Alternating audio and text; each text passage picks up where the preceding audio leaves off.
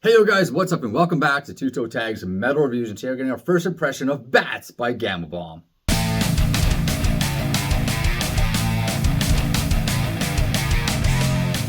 So this is not the normal new releases video we do on Fridays because we only checked out one album this week, and it's Bats by Gama. So by default we're reviewing this album for the week. It's the only one. And this is going to be our first impressions of this album. So Gama is a band that we're both new to. Okay, we kind of both dove into them, checked them out for the first time today. I've heard the name before, but I've never checked them out. Exactly, same here. And but I know they've been around for a while, a couple decades at least. Like whenever they came around, they've been around for a while. I've seen the name. So I put it on, and immediately I'm loving it. Like I'm just like, okay, this is solid, right? This is just good old thrash. And, you know, it's reminded me of things that I am familiar with. Most notably, Anthrax and Gwar. I don't know if those bands are influences for Gama. I'm not entirely sure. But I definitely hear some parallels in the music, but specifically the vocals. Like, vocally, this guy reminds me of Joey Belladonna. He reminds me of Dave Brockie, a.k.a. Odo Sarungus. And in a lot of ways, just the cadences, the vocal, the phrasing, the pitch, everything vocally, in a lot of ways, just really nails it. But it's not a carbon copy of either of those guys. This guy's got his own identity. It's just certain parts where my brain is referencing things that I know, right? Which is normal when you're listening to music.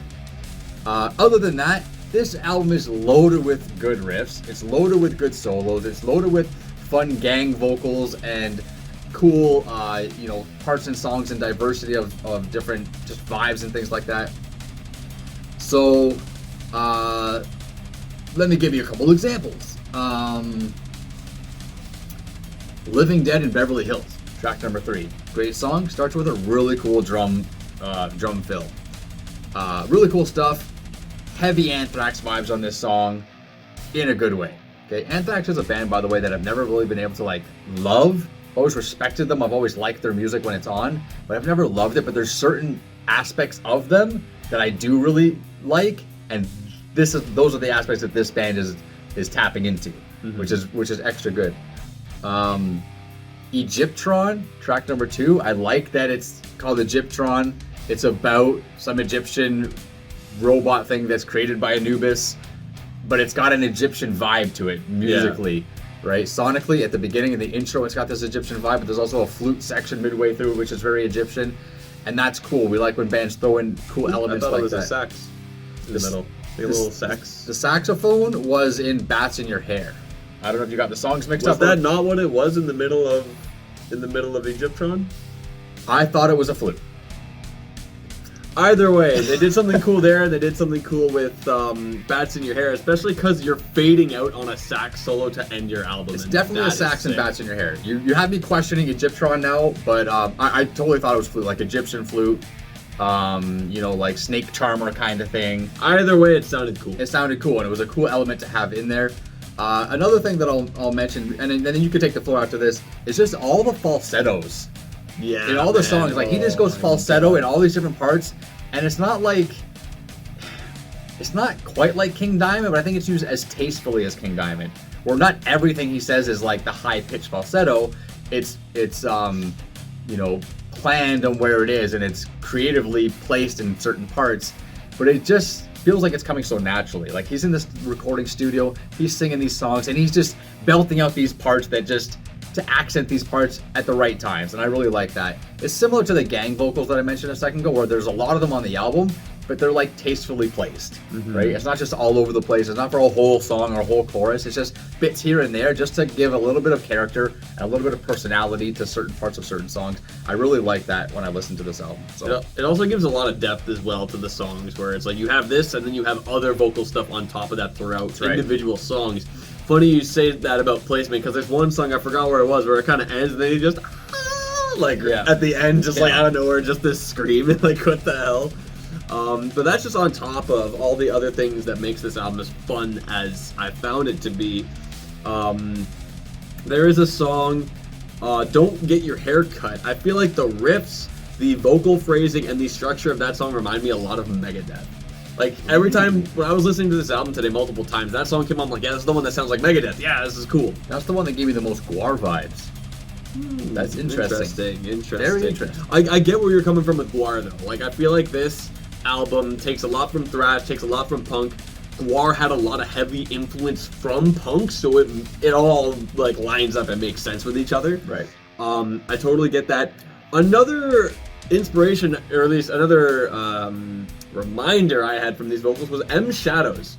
I felt like early on in this album, his vocals, like, not really like talky sounding vocals, but you know what I mean. It wasn't the falsetto, it wasn't any kind of aggressive, that kind of mid-range thing sounded like M Shadows to me, and I just thought that was interesting. I'm like, huh, not many people sound like him.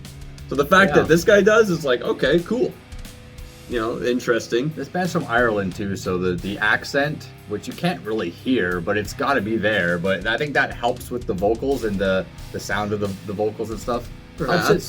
Helps it sound unique. You might have callbacks and reminders of different people, but it's always gonna have that uniqueness. Yeah, and a specific song that reminded me of Gwar was Rusted Gold. That one was more of the punkier sounding songs. Yep. Which, as I Definitely mentioned, is definitely an influence for Gwar, which felt like it was an influence here. Yeah. It kind of like this album. You said it was full of stuff, and I will reiterate that. Like, it's aggressive, it's got memorable parts, catchy hooks, the fun gang vocals, fun solos. Like, it's got all this stuff in 34 minutes. Yeah. This is like on the shorter side of albums that we've covered. Once you get under that 40-minute mark, you're starting to lean into a shorter album. So the fact that there's so much packed into all of these songs in that short amount of time is very impressive, because it's the only album we're covering today. So we got to listen to this album multiple times already, and I enjoyed it every single time. It did not stale out on me throughout the day. I'm like, yeah, I'll just keep listening to it. I enjoy it a lot. Yeah, I agree with that totally, but I think that's the real challenge for an album like this. It will be the challenge, where yes, we listen to it all week long. The short albums tend to get tired a lot faster.